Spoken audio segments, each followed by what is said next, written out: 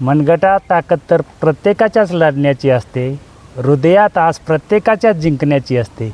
फक्त एक काम करायचं आहे, जेव्हा वाईट काळ येईल तेव्हा चेहऱ्यावरती स्मित हास्य ठेवायचं आहे आणि त्या स्मित हास्य पाहूनच भल्या भल्यांची जळते. खूप साऱ्या लोकांनी सांगितलं की जे काय ऊस करणारे शेतकरी आहेत ते म्हणजे आळशी शेतकरी असतात म्हणून, पण कुणीच सांगितलं नाही की असा काय तुम्ही व्यवसाय केला तर हक्काचे पैसे येतील. पण ऊस करणाऱ्या शेतकऱ्याला भले 3 रुपये येत असतील पण ते त्याच्या हक्काचे पैसे त्याला मिळत असतात. भले लेट मिळू काय हो, पण त्याला माहिती आहे की माझ्या हक्काचं मिळतात.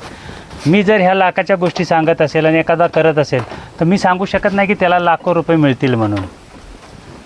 हे त्या शेतकऱ्यांना माहिती आहे की ह्यांनी जरी लाखाच्या गोष्टी दाखवल्या तरी हे आपल्याला मिळत नाहीत.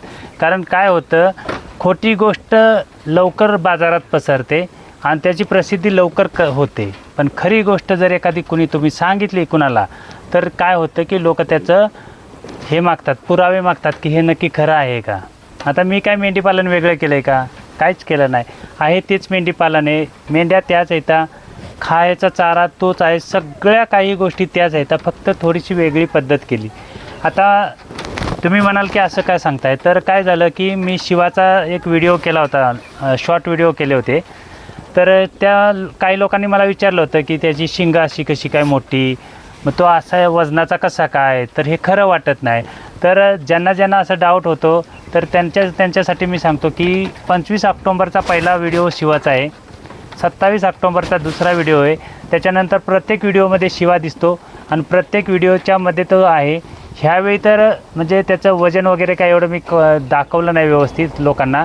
आणि पुन्हा जर माझ्याकडे तसं जर पिल्लं झालं तर मी त्याचं वजन दाखवीन, सर्व काय दाखवीन. आणि आत्ताच लिहून ठेवा, ते पिल्लं 4 महिन्यात 40+ किलो होईल, हे तुम्हाला मी आज सांगतो. तेव्हा मग तुम्हाला पुरावा वगैरे सर्व दिलं जातील. आणि आता जरी कुणाला त्याचं पुरावा वगैरे पाहिजे असतील तर तुम्ही त्याच्यामध्ये जाऊन बघू शकता. आता हा नर माझा ओपन आहे, बघू शकताय तुम्ही, ओपन नर आहे. जर मी त्यांना कुणाला सांगितलं की हा बिना खुराचा 70+ असतो तर लोकांना खरंच वाटणार नाही. कारण काय आहे, 8-8, 9-9 किलोचे म्हणजे असे जर मोठे मेल बनवायचे असतील वजनाचे तर बिना खुराकाशिवाय होत नाही, याची आमच्या डोक्यातली संकल्पना आहे. पण तुम्ही बघू शकता हा समोरच उपाय आहे माझ्याकडे, बिना खुराकाचा 70+ असणार आहे. आता याचं वजन केलं नाही पण तरी पण कमीत कमी 70+ असणार आहे. तसेच पवळे साहेब आहेत आमचे, 2 दातावरती मेल आहे, 72 किलोचा आहे. 2 दातावरचा मेल 72 किलोचा आहे. मग हे काही गोष्टी होतात. फक्त काय झालं आहे की एखादा खरं सांगत असेल तर बाकीचे पुरावा मागतील, पण एखादा खोटं सांगत असेल तर त्याच्याकडे पुरावा नको, काय नको, फक्त आम्ही डोळे झाकून भरवसा करू. तर त्याच्यामधनं किती वर येतात आणि किती खाली जातात त्याचं त्यांनाच माहीत नसतं, तरी पण ते चालतं. पण एखाद्या गोष्टीचं असं काय सांगितलं ह्याच्यातलेच लोक ऑब्जेक्शन घेतात. असं नाही की बाबा ठीक आहे मग जाऊन आपण व्हेरीफाय करू, असं कुणाला वाटत नाही की मला डाऊट येतो आहे ना तर मी तिथं जाऊन बघू, असं कुणालाच वाटत नाही. आणि ज्यांना कुणाला वाटत होतं की बाबा हे असं होत नाही, मी त्यांना पत्ते, फोन नंबर सगळे दिलेले आहेत. आणि काही लोकांनी जे सांगितलं होतं की आम्ही PhD केल्यात ह्या मेंढीपालनात, त्यांना मी सांगितलं होतं तुमचा पत्ता द्या, मी तुमची किती PhD झाले तेही पाहायला येईल. म्हणजे कसं आहे, माझं खरं आहे त्याच्यामुळं मी पत्ता नंबर सगळं देतो. तुम्ही जर असं काय मेंढीपालनात जर करत असाल आणि करायची इच्छा असेल तुमची आणि तुम्ही काय खऱ्या गोष्टी सांगायला लागल्या तर खूप साऱ्या लोकांना झोंबतात. पण कसं होतं, ह्या सगळ्याचा हिसाब करणारा वरती असतो.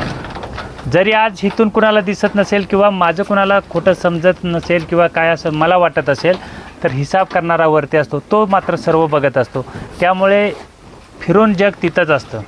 तर मेंढीपालन करताना लय काय गोष्टी नाही येतात, थोड्याशाच गोष्टी येतात आणि त्या थोड्या गोष्टीमध्ये जर केलं तर 100% अशा पद्धतीतनं होतं. मग काही करा, थोड्या पद्धतीतनं करायचं आहे, काही गोष्ट मोठी नाही किंवा काय नाही. आता सर्व प्राण्यांना चारा तोच आहे, त्या माद्या क्वालिटीच्या येतात, ह्या माद्या खराब झाल्या तर का, तर ह्या माद्यांना जो काय औषधाचा डोस झाला होता तो ओव्हर झाला, त्याच्यामुळे ह्या माद्या खराब येतात, त्या माद्या चांगल्या येतात. चारा सेम आहे, काही बदल नाही, खुराक कमी असतं, सगळ्या काही गोष्टी मॅन्युअल असतात तरीसुद्धा तसं आहे. आणि हा जर बघितला तुम्ही, आता बघू शकता तुम्ही काय सांगतोय तो, म्हणजे खुराक न घालतासुद्धा हे असं मला सांगतं. तर खुराकाची गरज किती असते ते तुम्ही ठरवा. आणि सगळ्यात गोष्ट म्हणजे त्या खुराकावरच येते, कारण लोकांना एकच स्वप्न असतं की आम्ही 1 किलो खुराक घातलं तर हे प्राणी चांगले होतात आणि कमी घातलं तर कमी होतात.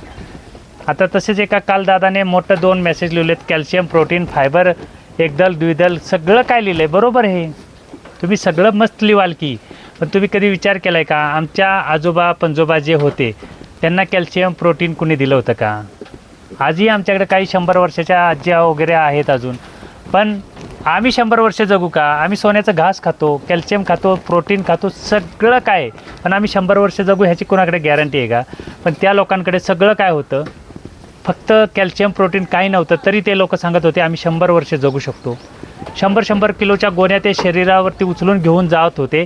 आज आम्हाला मोकळं चालायचं म्हटलं तरी जमत नाही का? तर आम्ही कॅल्शियम प्रोटीन खाल्लं म्हणून. म्हणजे कॅल्शियम प्रोटीन खाल्लं म्हणजे तुम्ही ताकदवान व्हाल किंवा ही ताकदवान होतील अशातली काहीच गोष्ट नाही. आज तुम्ही मस्त तेल लावून किंवा लोणी लावून चपाती खात असाल, पण आमच्या जी काय जुनी लोकं होती त्यांनी, तुम्हाला माहिती पण नसेल, त्या काटळीच्या भाकरी खाल्लेल्या आहेत आणि नाचण्याच्या भाकरी येतात. आता काटळी काय असते तर काही लोकांना माहितीच होणार नाही, पण काटळीची भाकरी आणि जर ताक जर ताकामध्ये कुस्करून जर खाल्ली तर त्याला एवढी ताकद असायची की तुम्ही 100 किलोचा बोजासुद्धा तो माणूस घेऊन जात होता त्या काळामध्ये. पण आज आम्ही सर्व काय सोन्याचं खातो आहे तरीसुद्धा आमच्यामध्ये तेवढी ताकद नाही का? तर आम्ही लई कॅल्शियम खाल्लं ना, म्हणून आमची ताकद कमी झाली. तर ह्या मेंढरांचं तसंच आहे. तुम्ही कॅल्शियम एकदल द्विदल कुठल्या शास्त्रामध्ये असं काही लिहिलेलं नाही. आता आमच्याकडे उगवतच नाही तर आम्ही काय ह्यांना एकदल द्विदल घालणार आहे? होतच नाही आमच्याकडं, मग काय करायचं? ह्यांना विकतचं आणून घालायचं का? परवडेल का? ह्या सगळ्या गोष्टींचा बारीक विचार करा. तुम्हाला सांगायला मस्त सांगतो, मी पण सांगेन की 1 किलो खुराक घाला, एकदल घाला, द्विदल घाला, तुम्ही मेथी घास घाला, तुती लावा, शेवगा लावा, पण ते तुमच्या खिशाला परवडेल का बाबांनो? ह्याचा विचार करा ना तुम्ही. माझ्या खिशाला परवडेल ही गोष्ट मी ह्यांच्यामध्ये करू शकतो ना, माझ्या खिशाला परवडणारच नाही ती गोष्ट मी कशाला करू? आणि असं काय जर सांगितलं लोकांना की लोकांना थोडासा डाऊट वाटतो की नक्की हे खरं सांगतो आहे का? पण माझं ठीक आहे, मी काही सांगतो आहे. माझ्याबरोबर ज्यांची माझ्याबरोबर म्हणजे माझ्यासारखं करतात, मी प्रत्येकाचं नाव सांगतो. इथेच या, काही गरज नाही. त्यांच्याकडे जाऊन बघा, त्यांच्याकडे जर वेगळं असेल तर मग तुम्ही सांगा ना की हा खोटं सांगतो. पण त्यांचं पण त्याच पद्धतीनं येत असेल तर 100% हे काहीतरी वेगळंच असणार आहे. बाकी मी ह्या मेंढीपालनात वेगळं काय केलं नाही. मी म्हणजे आळशी माणूस आहे, मुळातच सांगतो. मी रोज झाडू मारू शकत नाही किंवा रोज मी वैरण कापून किंवा रोज ह्यांच्यासाठी दिवस रात्र इथं बसन ह्यातली मला संकल्पनाच नाही. कारण माझं पण आयुष्य मला पण थोडं जगलं आलं पाहिजे. ह्याला रोज पिंजऱ्यात ठेवू शकत नाही कारण ह्याचं पण आयुष्य ह्याला पण थोडं सोडावं लागतं. तसं माझं थोडं आयुष्य आहे. त्याच्याप्रमाणे मी हे मेंढीपालन केलेलं आहे आणि त्याच्यातून लोकांना जसं आवडायला लागलं तसं लोक करायला लागले. असं मी कधी कुणाला म्हणलं नाही की तुम्ही हे कराच किंवा तुम्ही करूच नका, हे मी कुणालाच सांगितलं नाही. फक्त मी सांगितलं की असं केलं तर तुम्हाला असं चांगलं वाटेल आणि असं केलं तर तुमचे प्राणी असे होतील, एवढंच केलेलं. ह्याच्या पलीकडे मी मेंढीपालनात काहीच सांगितलेलं नाही. पण तुमची तयारी तुम्ही ठेवायची, काय करायचं आणि काय नाही. मेंढीपालन जेव्हापासून मी करतो आहे किंवा माझं जेव्हापासून मेंढीपालन आहे, माझ्यासोबत खूप सारी लोक मला मार्गदर्शन करतात. काहींना माझं मार्गदर्शन पटतं तर काहींचं मला मार्गदर्शन आवडतं आणि खूप सारी लोक ह्याच्यामध्ये बारीक बारीक गोष्टी मलाही सांगतात. मला सगळ्या गोष्टी येतात हे मी कधीच सांगत नाही, कारण माझा मेंदू जेवढा तुमचा आहे तेवढाच आणि एका माणसाला जेवढी आयडिया समजेल तेवढीच मला येते. पण मला 100 लोकांची आयडिया सांगतात, त्याच्यामुळं मी ह्याच्यामध्ये काहीतरी वेगळं करत असतो. आणि काही लोकांना वाटत असेल की मेंढीपालनात असं शक्य नाही किंवा होत नाही, तर मनात आणलं तर 100% शक्य होतं. त्याच्यामध्ये काही वेगळं होत नाही. फक्त आपल्या मनाचा संकल्प पाहिजे की मी करतो आहे ते माझी म्हणजे जी काय झेप घ्यायची आहे ती मी जी काय उडी मारणार आहे ती 100% पलीकडे जाईल अशा पद्धतीनं जर केलं तर 100% याच्यामध्ये चांगली चांगली लोकं भेटतात. आता याच्यामध्ये डॉक्टर लोकं येतं, काही जास्त प्राणीवाली लोकं येतं, सगळी लोकं मार्गदर्शन करतात. काही नाही, फक्त तुम्ही सरळ मार्गाने चाललं पाहिजे हे एक असतं. आणि तुम्ही पण समजून घेण्याची जर भावना असेल तर 100% होतं. आणि जर काय तुम्ही नको त्या गोष्टी लोकांना सांगितल्या, आता जसं माझ्याकडे चाराच होत नाही, मेथी घास होत नाही, दशरथ घास होत नाही आणि त्याच गोष्टी मी लोकांना सांगितले की तुम्ही लावा, तर लोक उद्या मला पण म्हणणार आहेत ना तुमच्याकडे जे होत नाही ते तुम्ही कशाला सांगता. तर तसं आहे, जे माझ्याकडे होतं आणि ज्याच्यावरती हे प्राणी जगतात तेच मी सांगू शकतो. एकदल द्विदल काय जे असतं किंवा जे काय कॅल्शियम बीज वगैरे असतं हे आपण देत नसेल तर आपण कशाला त्याचं सांगत बसू.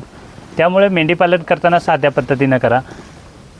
पूर्वीपासून ही लक्ष्मी आहे मेंढपाळांची आणि त्या दादाने सांगितलं की लेंड्या वगैरे शेण वगैरे काढणारी 15 वर्ष काढली तरी शून्यातच आहे.